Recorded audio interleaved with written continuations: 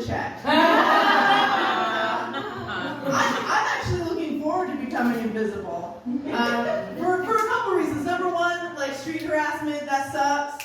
And number two, I would like to commit crimes. I think it would be cool to rob a bank. This is such an exciting show. I'm so excited. I'm overjoyed. Yeah, this is amazing. Is there a basement in this place? Because I'm about to flood.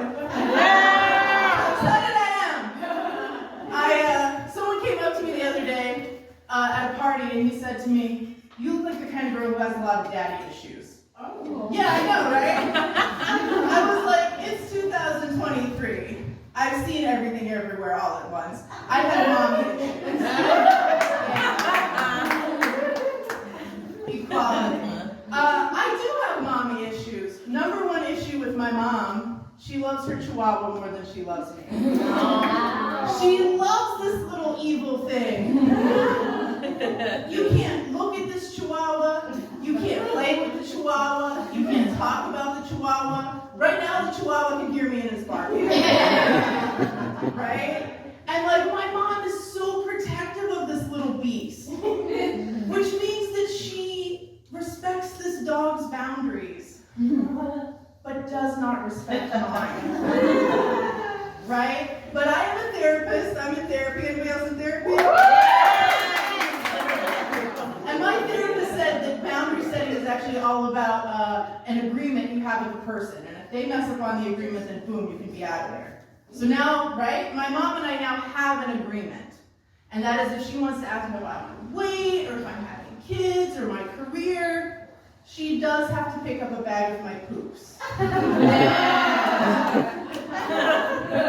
at first she was like, "I used to do that when you were little." And I was like, "Yeah, but I'm a lot bigger and so are my issues. So you're going to need 2 Walmart bags, Mommy."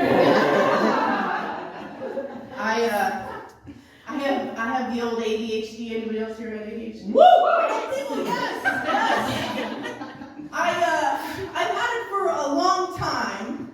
And one of the things that I have that comes along with ADHD is I have an auditory processing disorder, right? Which means I can see that you're talking to me, I kind of hear what you say, but I do not give a shit what you're saying.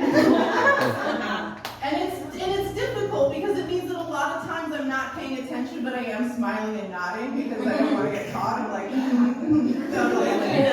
But that makes it hard because sometimes you hang out with people that tell like racist and terrible homophobic sexist jokes, and you end up laughing, and you're like, oh, uh-oh.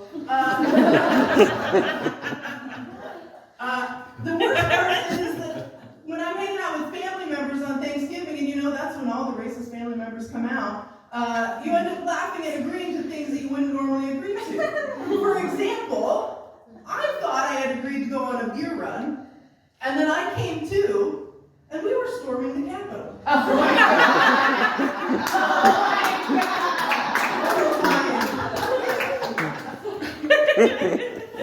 But I do have the old ADHD, and the other way that it messes me up is that, like, I'm incapable of getting a full-time job.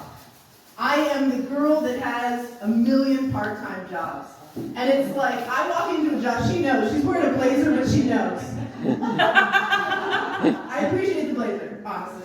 I walk into a job interview with my little blazer, and it's like they're having a Tiny Desk concert. I'm in the interview room, and the people there are like, this is fun, she's cool, I like her.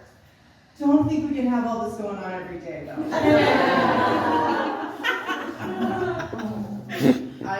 So I do take an Adderall prescription, and it helps me. A lot of older women and middle-aged gals are now accepting that they have ADHD, getting treatment, and taking their medicine, right? Mm-hmm. Right? And people are mad about it. People are like, oh, that's not real, that's not true.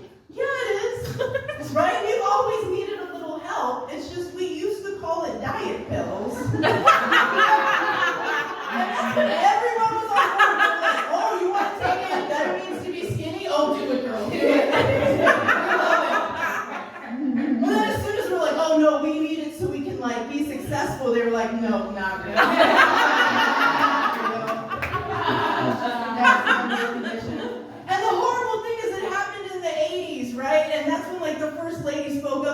and went, I can format the spreadsheets for you. It's her fault. And I always said if I find her, I do something bad to her. But then, I can't think of a punishment any worse than having to do a spreadsheet.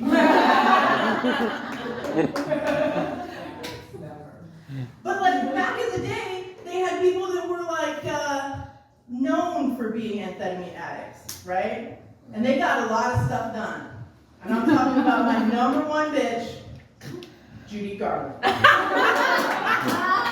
had a lot of movies in her short life. That's fast.